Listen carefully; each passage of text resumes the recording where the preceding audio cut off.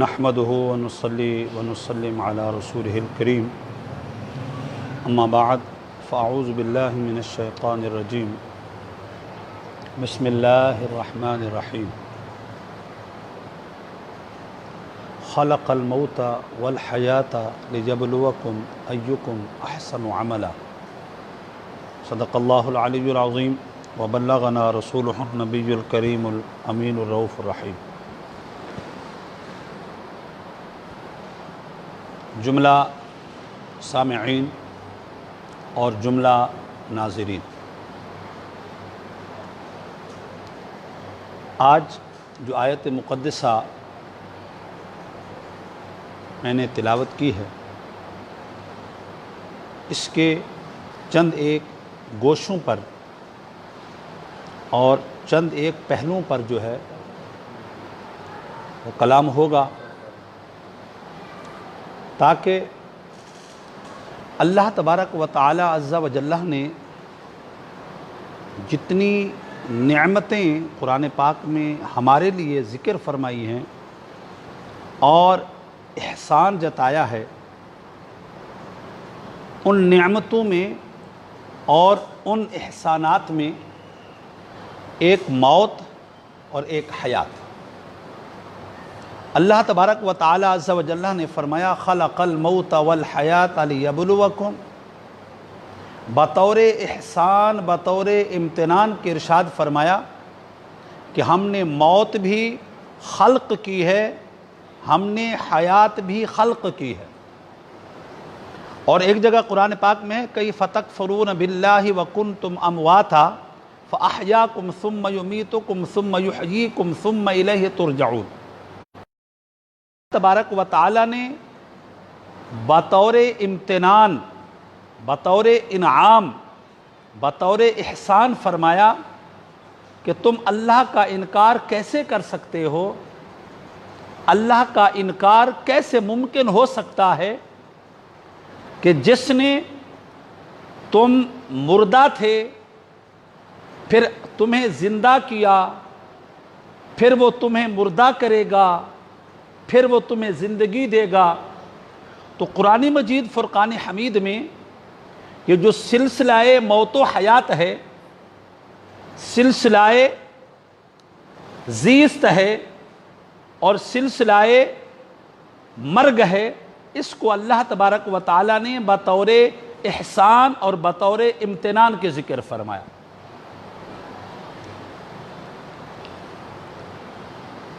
اب ہم نے یہ سمجھنا ہے کہ موت کسے کہتے ہیں، حیات کسے کہتے ہیں۔ اسی لیے فلسفہ موت و حیات کے سمجھنے پر ہمارے بہت سے احکام جو ہے اسی پر موقوف ہیں۔ جب فلسفہ موت و حیات سمجھ میں آ جائے گا تو ان احکام کو بھی سمجھنا آسان ہو جائے گا، ان باتوں کو سمجھنا بھی آسان ہو جائے گا، ورنہ ایک آسان کام بھی ہمارے لیے مشکل بن جائے گا۔ اللہ تبارک و تعالی نے فرمایا خلق الموت والحیات، کہ اس نے زندگی بھی پیدا فرمائی اور موت بھی پیدا فرمائی۔ تو جس طرح ہم زندگی کا وجود مانتے ہیں، زندگی کی ایک حقیقت مانتے ہیں، مستقل اس کا ایک وجود مانتے ہیں، تو پتہ یہ چلا کہ موت بھی ایک مستقل وجود ہے اور وہ مادی شے ہے، وجودی شے ہے اور پیدا شدہ شے ہے۔ اس کی وجہ کیا ہے کہ اللہ تبارک و تعالی احسان کے طور پر فرما رہا ہے کہ اس نے موت بھی پیدا فرمائی اور حیات بھی پیدا فرمائی، اور آگے فرمایا خلق الموت والحیات لیبلوکم ایکم احسن عملا، تاکہ اللہ تبارک و تعالی تمہیں جانچ سکے۔ اللہ تبارک و تعالی تم میں سے تمہارا اللہ کو پتہ ہے جانچنے کا یہ مطلب نہیں ہے کہ اللہ کو پتہ نہیں ہے، اللہ تبارک و تعالیٰ کو علم ہے، لوگوں کے سامنے ظاہر ہو جائے، لوگوں پر عیاں ہو جائے، لوگوں پر واضح ہو جائے کہ تم میں سے اچھے کردار کا مالک کون ہے اور تم میں سے برے کردار کا حامل کون ہے، تم میں سے اعمال حسنہ کرنے والا کون ہے اور تم میں سے اعمال سیئہ کا مرتکب ہونے والا کون ہے۔ اللہ اکبر، اللہ اکبر۔ یہ بات یاد رکھیے گا، حیات اور وجود حیات جو ہے یہ ظرف العمل ہے۔ حیات اور وجود حیات یہ ظرف العمل ہے، یعنی حسن عمل کا برتن ہے، حسن عمل کی بنیاد ہے، حسن عمل کا جو ہے وہ تخم ہے اور حسن عمل کی اصل ہے۔ اس کو آپ یوں بھی سمجھ سکتے ہیں، اگر حیات اور وجود حیات نہ ہو تو حسن عمل کیسے ممکن ہوں گے؟ حیات اور وجود حیات نہ ہو تو حسن عمل کیسے ممکن ہوں گے؟ اور اللہ تبارک و تعالیٰ نے حیات اور وجود حیات کو پیدا کر کے حسن عمل کے امکان کو واضح کر دیا، اور تخلیق موت کو پیدا کر کے اور تخلیق موت کر کے اللہ تبارک و تعالیٰ نے حسن عمل کے اجر کو واضح کر دیا۔ یعنی موت و حیات ایک لازم حصہ ہیں کہ موت اور حیات لازم اور ملزوم کی طرح ہیں۔ موت اور حیات دامن چولی کا ساتھ ہے ان کا۔ موت و حیات جو ہے ان کا ایسے ساتھ ہے جیسے ہمارے وجود کے ساتھ ہماری زندگی اور ہماری زندگی کے لیے ہمارا وجود جو ہے یہ موجود ہے۔ اللہ تبارک و تعالیٰ نے اس لیے فرمایا خلق الموت والحیات لیبلوکم ایکم احسن عملا، کہ موت بھی ہمارا احسان ہے اور حیات بھی ہمارا احسان ہے، اور اس لیے ہے کہ ہم دیکھیں تم میں سے اچھے عمل کون کرتا ہے، تم میں سے بہتر عمل کون کرتا ہے۔ آئیے اللہ تبارک و تعالی عز و جل نے یہ جو ہمیں زندگی دی ہے اس کے تقاضے الگ الگ ہیں۔ مسلمان کی زندگی کا تقاضا کیا ہے اور کافر کی زندگی کا تقاضا کیا ہے؟ اب مسلمان اپنی زندگی کو کیسے گزار رہا ہے، یہ بات یاد رکھیے گا۔ زندگی کے کچھ اصلی تقاضے ہیں اور کچھ طبعی تقاضے ہیں۔ زندگی کے کچھ اصلی تقاضے ہیں اور کچھ تقاضے ہیں، اور طبعی تقاضوں میں یوں آتا ہے کہ میرا جی چاہا کہ صبح کے ٹائم میں اچھا سا ناشتہ کر لوں، یہ میرا طبعی تقاضا تھا، میں نے ناشتہ کر لیا۔ اور دوپہر کو کوئی اچھا سا جو ہے وہ میں کھانا کھا لوں تو وہ بھی میں نے کھا لیا، یہ طبعی تقاضا ہے۔ رات کو اچھا سا کھانا کھا لوں، یہ بھی کھا لیا، یہ بھی طبعی تقاضا ہے۔ اب سوال یہ ہے کہ اگر کھانا پینا ہی ہمارا مقصود ہے تو ہماری زندگی میں اور کافر کی زندگی میں فرق کیا ہے؟ ہماری زندگی میں اور کافر کی زندگی میں فرق کیا ہے؟ یہ بات یاد رکھیے گا۔ اللہ تبارک و تعالی عز و جل نے جو ہے کافر کی زندگی کے جو تقاضے تھے، کافر جو اپنی زندگی کو گزارنا چاہتا ہے اس کے نزدیک جو حیات ہے وہ کیا ہے، وہ قرآن بیان کرتا ہے۔ اللہ تعالی ارشاد فرماتا ہے ربما یود الذین کفروا لو کانوا مسلمین ذرہم یاکلوا ویتمتعوا ویلہہم الامل فسوف یعلمون۔ اللہ ارشاد فرماتا ہے کہ کافر جو ہیں یہ بہت سی تمنائیں رکھتے ہیں، آرزویں رکھیں گے، کاش کہ ہم مسلمان ہوتے۔ جب مر جائیں گے ان کی تمنائیں ہوں گی کاش کہ ہم مسلمان ہوتے، کاش کہ ہم کلمہ گو ہوتے۔ اب اندازہ لگائیں، ہمیں کلمہ گو ہو کر کے احساس نہیں ہو رہا کہ ہم کس قدر اللہ تبارک و تعالی عز و جل کی بارگاہ میں مقبول ہیں، محبوب ہیں، اور کس قدر اللہ کی بارگاہ میں ہمارا اونچا درجہ ہے۔ مگر کافر لو کانوا مسلمین کہے گا کاش کہ میں مسلمان ہوتا۔ اور اللہ ارشاد ذرہم یاکلوا ویتمتعوا، اللہ ارشاد چھوڑ دو ان کو، یہ کھاتے رہیں اور پیتے رہیں۔ یہ بات اس سے یہ پتہ چلا کہ کافر کی زندگی کا مقصد کھانا پینا ہے، کافر کی زندگی کا مقصد عیش و آرام ہے، کافر کی زندگی کا مقصد عیش و عشرت ہے۔ ذرہم یاکلوا ویتمتعوا، ان کو چھوڑ دو، یہ کھاتے رہیں پیتے رہیں۔ ایک جگہ ارشاد فرمایا والذین کفروا یتمتعون ویاکلون کما تاکل الانعام، اللہ ارشاد فرماتا ہے یہ کافر یہ تو زندگی گزار رہے ہیں، زندگی برت رہے ہیں، اور متاع جو ہے وہ برت رہے ہیں، اور فرمایا یاکلون کما تاکل الانعام، فرمایا وہ ایسے کھاتے ہیں جیسے جانور کھاتے۔ اب آپ دیکھ رہے ہیں زندگی جو کافر کی زندگی ہے اس کا مقصد کیا ہے؟ کھانا پینا۔ اس کا مقصد کیا ہے؟ عیش و عشرت۔ اس کا مقصد کیا ہے؟ دنیا کی ٹھاٹ باٹ، یہ اس کا مقصد ہے۔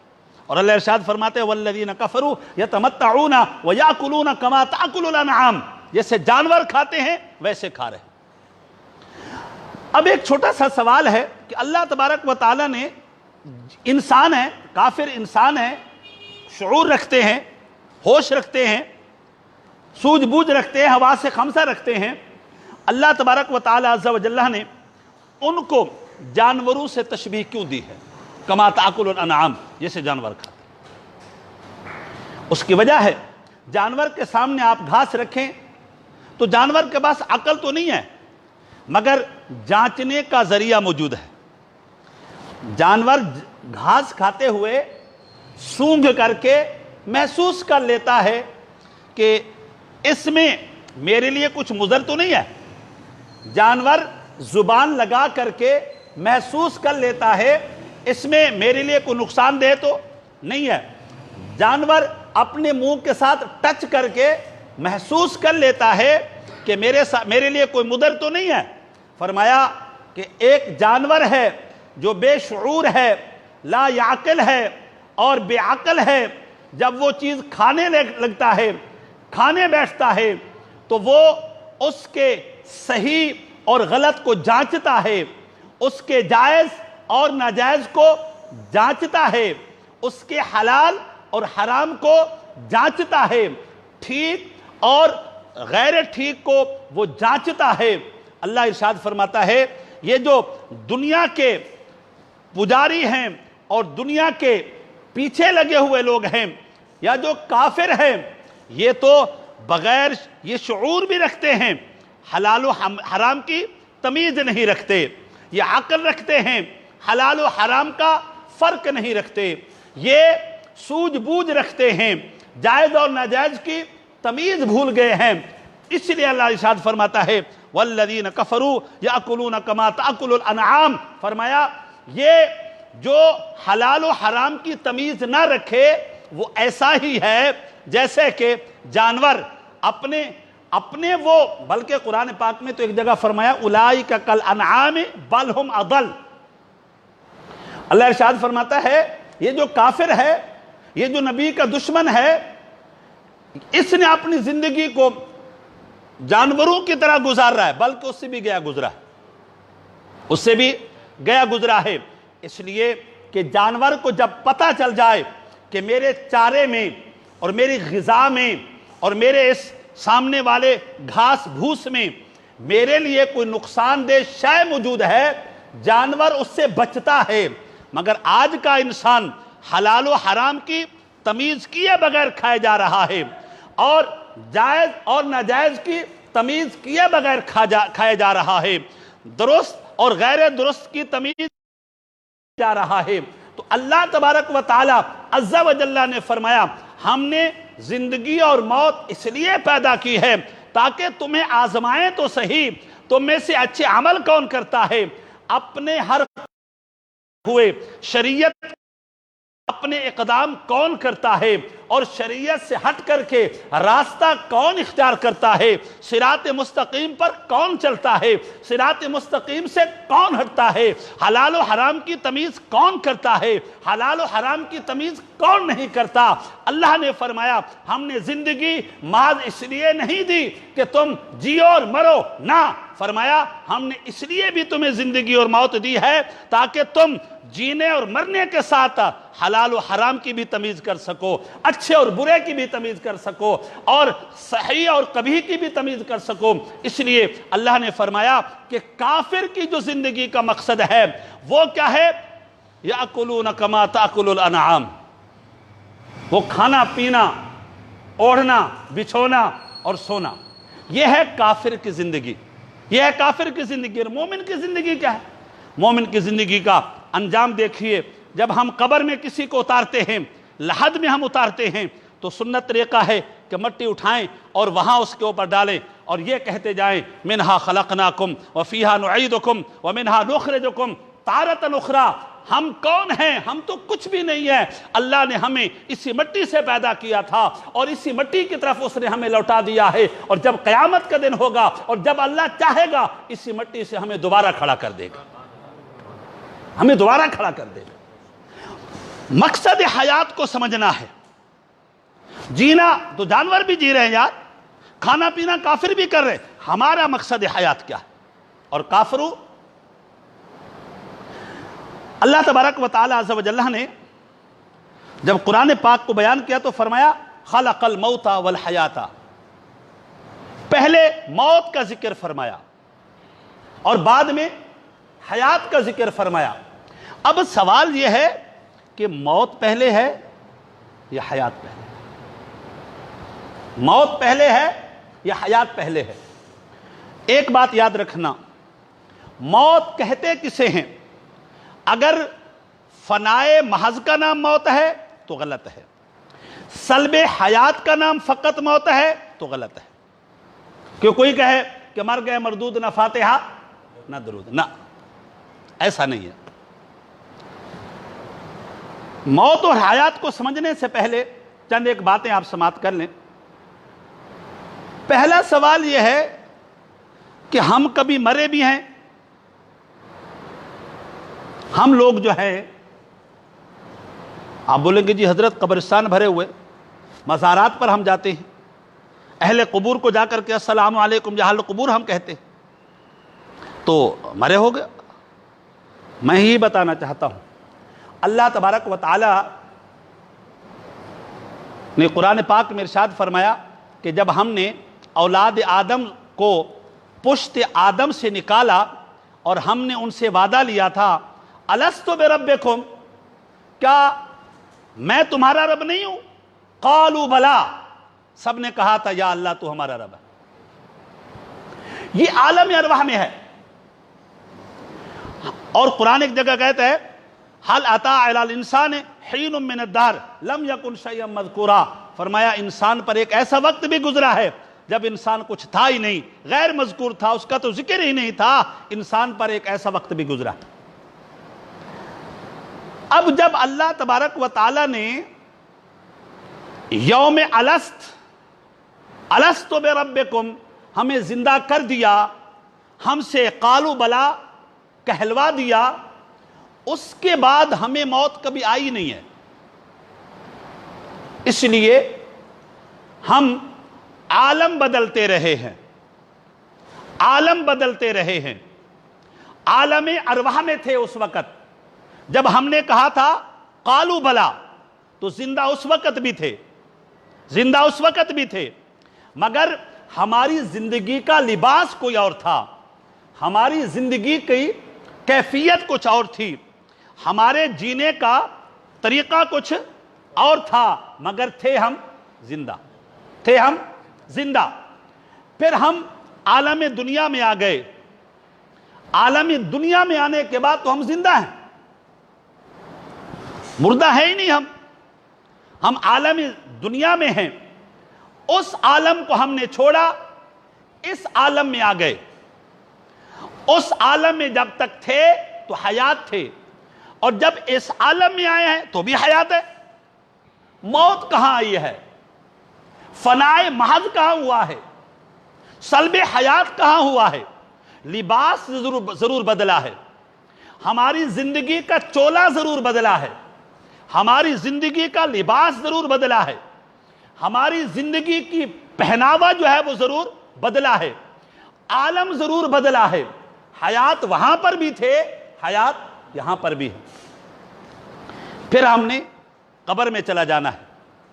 قبر عالم برزخ ہے، عالم برزخ ہے، تو عالم برزخ میں بھی زندگی ہے، عالم برزخ میں بھی زندگی ہے، کیونکہ حساب و کتاب کا سلسلہ قبر سے شروع ہو جاتا ہے، تنعیم اور تعذیب کا سلسلہ قبر سے شروع ہو جاتا ہے، اچھائی اور برائی کی سزا کا سلسلہ قبر سے شروع ہو جاتا ہے۔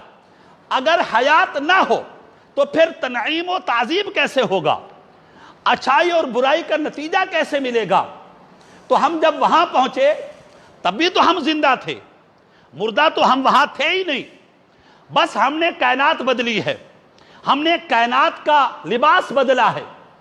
پہلے اپنے جو لباس تھا اس میں تھے، پھر ابل اس لباس میں آئے، پھر ہم عالم برزخ کے مطابق لباس میں چلے گئے۔ پھر کیا ہوگا؟ ایک وقت آئے گا کہ اللہ تعالیٰ ارشاد فرماتا ہے کہ ہم عزرائیل کو اسرافیل، میکائیل علیہ الصلوۃ والتسلیم اور اسرافیل علیہ الصلوۃ والتسلیم کو کہا جائے گا کہ آپ سور پھونکیں، آپ سور پھونکیں۔ امام جلال الدین سیوطی رحمۃ اللہ علیہ فرماتے ہیں جب تعالیٰ نے اسرافیل علیہ الصلوۃ والتسلیم کو سور دیا، وہ ایک نالی سی ہے یا ایک بانسری سی ہے، اللہ نے جب سے اسرافیل علیہ الصلوۃ والتسلیم کو دی ہے اور وہ یہاں لگا کر کے بیٹھے ہیں، جب سے آج تک ان کی کبھی آنکھ نہیں لگی، آنکھ نہیں لگی۔ کسی نے پوچھا، فرمایا میں آنکھ کیسے لگاؤں؟ اگر میرا رب کسی ٹائم کہے او اسرافیل کہ سور پھونکنی ہے اور میری آنکھ لگی ہوئی ہو تو میں رب کا نافرمان ہو جاؤں، وہ ملائکہ، وہ نورانی لباس اور نورانی وجود کے فرشتے تل بھر اللہ کی نافرمانی نہ کریں، اور یہ گناہ آلودہ زندگی گزارنے والا انسان جو ہے وہ شب و روز اللہ کی نافرمانی کرے، افسوس اس پر ہوتا ہے۔ اور قرآن کہتا ہے لا یعصون اللہ ما امرہم ویفعلون ما یؤمرون، فرمایا وہ تو تل بھر بھی اللہ کی نافرمانی نہیں کرتے، تل بھر بھی اللہ کی نافرمانی نہیں کرتے۔ تو حضرات محترم، اللہ تبارک و تعالی نے ارشاد فرمایا کہ یہ وقت جب آئے گا سارے قبروں سے اٹھ کھڑے ہوں گے، عالم محشر میں چلے جائیں گے، عالم محشر میں چلے جائیں گے، حساب و کتاب کے لیے کھڑے ہوں گے، خدا کی بارگاہ میں جواب دہی کے لیے کھڑے ہوں گے، اللہ کی بارگاہ میں زندگی، یہ پتہ چلتا ہے وہاں پر بھی زندگی ہے، وہاں پر بھی زندگی ہے۔ تو مرے کہاں ہیں ہم؟ مرے کہاں ہیں ہم؟ مرے کہاں ہیں؟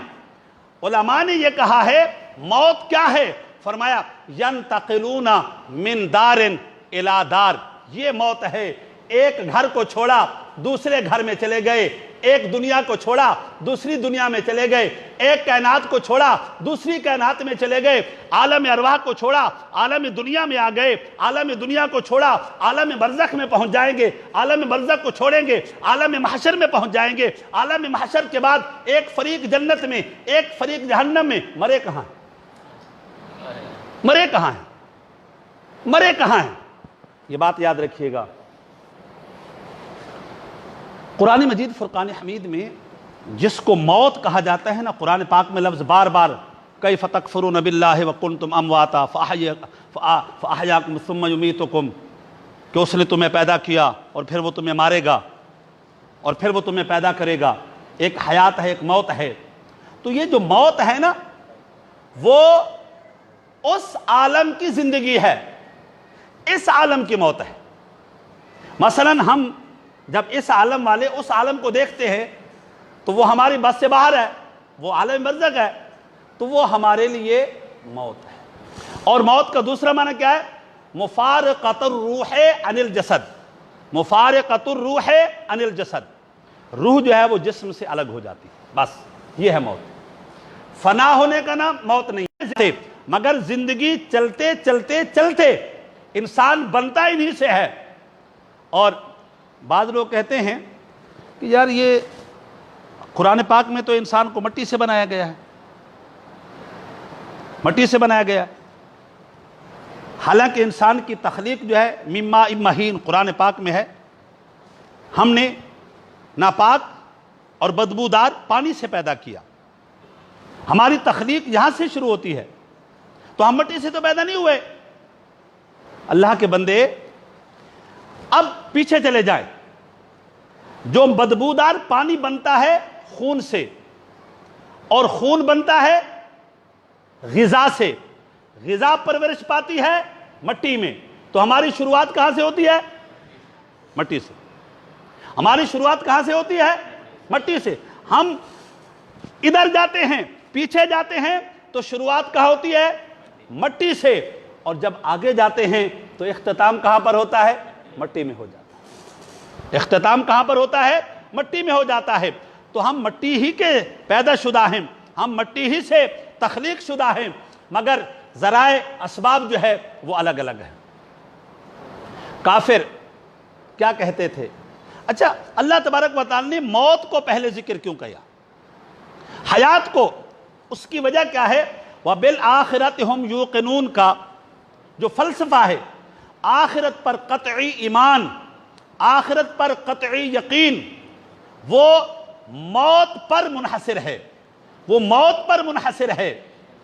اور دوسری بات کیا ہے کہ آمنت باللہ وملائکتہ وکتبہ ورسلہ والیوم الآخر والقدر خیرہ وشرہ من اللہ تعالی والبعث بعد الموت، اور بعث بعد الموت، مرنے کے بعد جی اٹھنے کا مدار بھی موت پر ہے۔ اب اللہ تبارک و تعالی نے کفار کا منہ بند کرنے کے لیے، کفار کو جواب دینے کے لیے، کفار کا رد کرنے کے لیے اللہ تبارک و تعالی نے موت کا ذکر پہلے فرمایا، اور وہ قرآن میں کچھ یوں ہے: اَإِذَا مِتْنَا وَكُنَّا تُرَابًا وَعِظَامًا أَإِنَّا لَمَدِينُونَ۔ کافر کہتے تھے یہ ہڈیاں جو ہے جب ہم مر جائیں گے اور ریزہ ریزہ ہو جائیں گے، ہڈیاں ہماری گل جائیں گی، وجود ہمارا سڑ جائے گا، کیا اس کے بعد اللہ تعالی ہمیں حساب و کتاب کے لیے اٹھائے گا؟ کیسے ہو سکتا ہے؟ کیسے ہو سکتا ہے؟ اللہ تبارک و تعالی ارشاد فرماتا ہے کہ یہ تم بھی مانتے ہو کہ پہلے تمہارا وجود نہیں تھا، یہ تم بھی مانتے ہو کہ پہلے تمہارا وجود نہیں تھا، اب میں نے تمہیں وجود بخشا ہے۔ جب پہلے وجود نہیں تھا، وہ جو عدم تھا اسی کو موت کہا، اب وجود میں آنے کے بعد حیات بخشی ہے، فرمایا اب تم زندگی کو مانتے ہو، زندگی سے پہلے عدم کو بھی مانتے ہو، تو ماننا پڑے گا جب تم کچھ نہیں تھے، ایک ذات نے تمہیں وجود بخشا ہے، تو اب دوبارہ اس کے لیے تمہیں وجود دینا کوئی مشکل نہیں ہے، کوئی بعید نہیں ہے، تاکہ ایمان بعث بعد الموت پر پختگی ہو جائے، ایمان وبالآخرۃ ہم یوقنون پر کیا ہے؟ پختگی ہو جائے۔ اور یہی وجہ ہے کہ قیامت کا جو نظریہ ہے، قیامت کا جو فلسفہ ہے، وہ یہی ہے کہ جب ہمیں یقین ہو جائے گا ہم نے مرنے کے بعد جی اٹھنا ہے، جب ہمیں یقین ہوگا ہم اپنے اعمال کی جواب دہ ہوں گے، جب ہمیں یقین ہوگا کسی کے ساتھ ظلم اور زیادتی کی ہے تو اپنے حکم الحاکمین کے ساتھ سامنے جواب دہ ہوں گے، تو پھر ہم نہیں کر سکیں گے کوئی گناہ۔ کیوں؟ کہ اب ہمیں پتہ چل گیا ہے کہ ہم نے کسی بارگاہ میں جانا ہے، ہم نے کسی بارگاہ میں پہنچ کر کے اپنے اعمال کا جواب دہ ہونا ہے، اپنی زندگی کا جواب دہ ہونا ہے۔ تو اللہ تبارک و تعالی عز و جل نے ارشاد فرمایا کہ کافر یہ کہتے ہیں اَإِذَا مِتْنَا وَكُنَّا تُرَابًا وَعِظَامًا أَإِنَّا لَمَدِينُونَ، یہ کیسے ہو سکتا ہے؟ اور فرمایا مَن يُعِيدُنَا، کافر کہتے تھے آپ یہ کہتے ہیں کہ ہم مرنے کے بعد جی اٹھیں گے، مَن يُعِيدُنَا، یہ ہمیں اٹھائے گا کون؟ کون ہے جو ہمیں گلے سڑے وجود کو دوبارہ لائے گا؟ کون ہے ریزہ ریزہ ہڈیوں کو اکٹھا کرے گا. کون ہے کہ وجود جو ہے وہ مٹی میں مکس ہو جائے گا, اس کو اکٹھا فرمائے گا. تو اللہ ارشاد فرماتا ہے محبوب قل الذی فطرکم اول مرۃ, جس نے پہلے تمہیں وجود بخشا تھا اب بھی تمہیں وجود بخشے گا. جس نے تمہیں پہلے وجود دیا تھا آج تمہیں وہی اٹھائے گا, تمہیں وہی کھڑا کرے گا, قبروں سے وہی تمہیں اکٹھا کرے گا اور تمہارے اجزاء کو وہی اکٹھا کرے گا. اس لیے کہ پہلے بھی ہمارے اجزاء مختلف مراحل سے ہو کر کے آئے ہیں. پہلے مٹی سے دانے نکلے, پھر وہ آٹا بنا, پھر وہ جناب والا پیسا گیا, پھر اس کو آٹا بنایا گیا, پھر اس کو پکایا گیا, پھر اس کو کھانے کی شکل میں ہمارے اندر اتارا گیا, اور پھر اس کے بعد خون نطفے کے بعد ہم پیدا ہو گئے. اتنے مراحل اجزاء اکٹھے ہوئے, ہم پیدا ہو گئے. یہ جب اجزاء بکھر جائیں گے تو وہ رب دوبارہ اکٹھا کر کے ہمیں اپنے سامنے لا کھڑا کر دے گا. اور قرآن کیا کہتا ہے؟ افعجینا بالخلق الاول, افعجینا بالخلق الاول بل ہم فی لبس من خلق جدید. فرمایا اوے ان سے ذرا پوچھو کیا ہم پہلی مرتبہ بنا کر کے تھک گئے ہیں؟ ہم پہلی مرتبہ بنا کر کے تھک گئے ہیں؟ اور پہلے بھی ہم نے مختلف مراحل سے گزار کر کے مختلف اجزاء اکٹھے کر کے تمہیں وجود بخشا ہے, اور یہی اجزاء جب بکھر جائیں گے ہم دوبارہ اکٹھا کر کے تمہیں وجود بخشیں گے اور اپنے سامنے لا کھڑا کریں گے. اس وقت تمہیں ماننا پڑے گا جو رب پہلے وجود دے سکتا ہے انہی اجزاء کو دوبارہ اکٹھا کر کے دوبارہ بھی وجود دے کر کے اپنے سامنے لا کھڑا کر سکتا ہے. خلق الموت والحیات, ہم نے موت اور حیات کو کیوں پیدا کیا؟ اور ایک اور بات, یہ قابل غور نقطہ ہے. اللہ تبارک و تعالی نے انسان کے جو مراحل بیان کیے ہیں وہ سنیے. فرمایا فَخَلَقْنَاهُ مِن مَّاءٍ مَّهِينٍ, ہم نے تو انسان کو مِن مَّاءٍ مَّهِينٍ, ایک جگہ ہے من سُلَالَةٍ مِّن طِين. اللہ تعالی ارشاد فرمائے ہم نے چنی ہوئی مٹی سے پیدا کیا. چنی ہوئی مٹی ہے. وہ کیسے؟ کہ وہ تمام مراحل سے گزرا ہے. اس مٹی سے اس پودے کا انتخاب ہوا, اس پودے سے آٹے کا انتخاب ہوا, اس آٹے سے غذا کا انتخاب ہوا, اس غذا سے جو ہے کھانے کا انتخاب ہوا, اور کھانے کے بعد خون بنا, اور پھر ایک مرحلہ شروع ہو گیا. اللہ ارشاد فرماتا ہے پہلا مرحلہ من ماء مہین, ہم نے تمہیں ناپاک بوند سے پیدا کیا. من سلالۃ من طین, اور سلالت طین سے پیدا کیا ہے, چنی ہوئی مٹی سے پیدا کیا. اور اللہ ارشاد فرماتا ہے ثم خلقنا النطفۃ علقۃ, پھر ایک نطفے سے, وہ نطفہ تھا اس کو ہم نے علقہ بنایا, ہم نے اس کو علقہ بنایا. اور فرمایا فخلقنا العلقۃ مضغۃ, پھر ہم نے اس علقہ کو مضغہ بنایا. اور فرمایا فخلقنا المضغۃ عظاما, پھر ہم نے اس مضغہ کو ہڈیاں بنائیں. اور فرمایا فخلقنا العظام لحما, اور پھر ہم نے ان ہڈیوں کے اوپر گوشت چڑھایا. اور پھر ہم نے کہا فتبارک اللہ احسن الخالقین. یہ اللہ تبارک و تعالیٰ کی قدرت کا شاہ سوار ہے. میں جو نقطہ بتانے کے لیے جا رہا ہوں وہ غور سے سنیے گا. انسان کئی مراحل سے گزرا ہے, اور کسی مرحلے میں وہ اپنے آپ کو روک نہیں سکا. جب وہ من ماء مہین تھا اس کے پاس اتنی پاور تھی نہیں کہ وہ نطفہ نہ بن سکے. جب وہ نطفہ بنا تو وہ اپنے آپ کو علقہ ہونے سے نہیں روک سکا. جب وہ علقہ ہو گیا تو مضغہ ہونے سے نہیں روک سکا. جب وہ مضغہ ہو گیا تو عظامن ہونے سے نہیں روک سکا. جب وہ عظامن ہو گیا تو پھر لحمن ہونے سے نہیں روک سکا. اب آئیے ان پورے مراحل میں انسان گزرا, انسان کا وجود آیا, انسان کا وجود بنا, تو کسی مرحلے میں انسان اپنے آپ کو روک نہیں سکا کہ بھائی میں نے من ماء مہین سے آگے نہیں بڑھنا.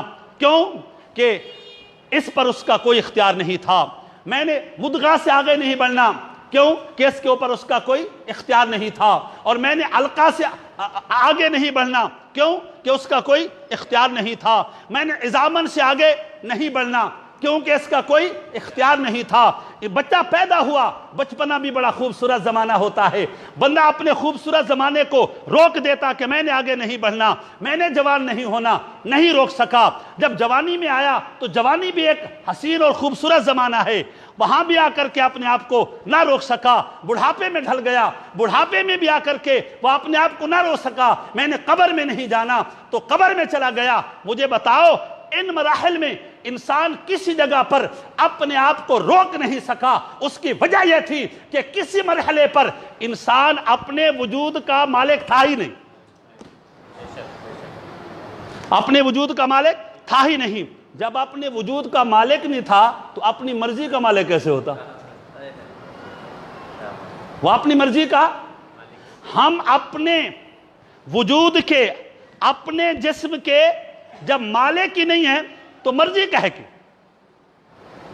جب ہم اپنے جسم کے مالک نہیں ہیں کہ اب حسین و جمیل زمانہ ہے، میں چاہوں کہ اس کو نہ بدل سکوں تو میرے بس میں نہیں ہے، بچپنے کو نہ بدلا جائے تو میرے بس میں نہیں ہے، تو سیدھی سیدھی بات ہے، یہ دعویٰ ہی سرے سے جھوٹا ہے کہ میرا جسم میری مرضی۔ ارے نا، یہ جتنے مراحل انسان کراس کر کے آتا ہے کسی مرحلے پر اپنے آپ کو روک نہیں سکتا، کیونکہ تمہاری مرضی چل ہی نہیں سکتی۔ مرضی چلتی ہے تو حکم الحاکمین کی چلتی ہے، مرضی چلتی ہے تو خیر الرازقین کی چلتی ہے، مرضی چلتی ہے تو تبارک اللہ احسن الخالقین کی چلتی ہے۔ جس نے پہلے احسن تقویم بنایا تھا اب اسفل السافلین میں ڈال دیا ہے، تم نے کیا کر لیا؟ اس نے پہلے بچہ بنایا تھا اب جوانی میں ڈال دیا، تم نے کیا کر لیا؟ تمہارے حسن کو اس نے داغدار کر دیا، تم نے کیا کر لیا ہے؟ تو سیدھی سیدھی بات ہے، وجود ہمارا ہے، مرضی میرے رب کی، مرضی میرے رب کی، سانسیں ہماری ہیں، مرضی ہمارے رب کی ہے، پوری باڈی، پورے اعضاء، پورے جوارے ہمارے ہیں مگر مرضی میرے رب کی ہے۔